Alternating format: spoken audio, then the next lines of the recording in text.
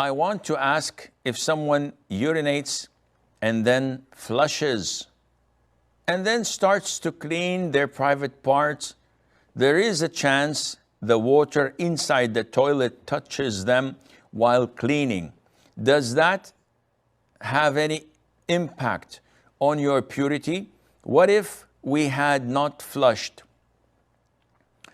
A lot of these issues, cleansing yourself, washing yourself after urinating, defecating, a lot of these issues are a fertile ground for shaitan to mess up with your mind.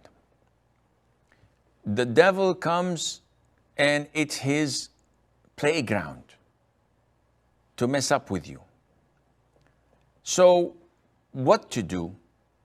First of all, today's toilet seats are not designed in a way that could be helpful to ensure that nothing comes back to you. But generally speaking, we have guidelines. We have rules in Islam. The default that everything is pure until proven otherwise. So if you flush, the water that remains inside is clean, is pure. There's no najasa. All the impurities have gone down the drain. So this is pure. What about if I did not flush? I'm using a lot of water to wash myself. And I sometimes feel that there might have been some splashes. Might have. As long as it is might have, this means that the possibility that it might not have. So it's a 50-50. Whenever there's doubt, always implement the rule of certainty.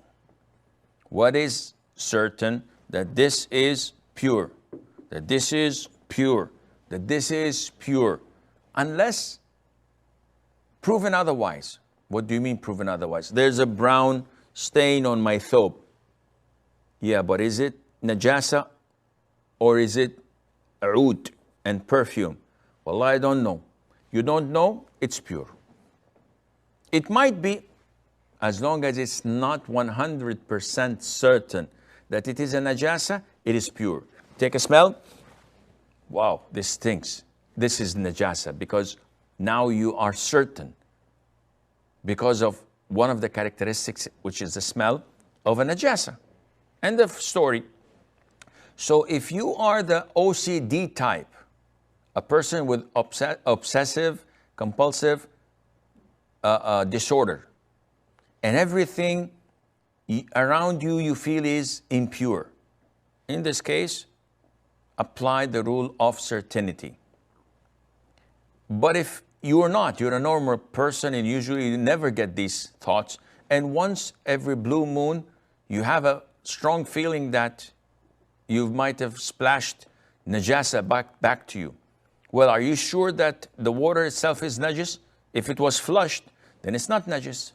And whenever you clean yourself and wash your private part, the amount of water that goes in with the amount of water in the toilet seat makes the najasa dissolve and not apparent. So the splashes are pure. But if you're doubtful, just wash it.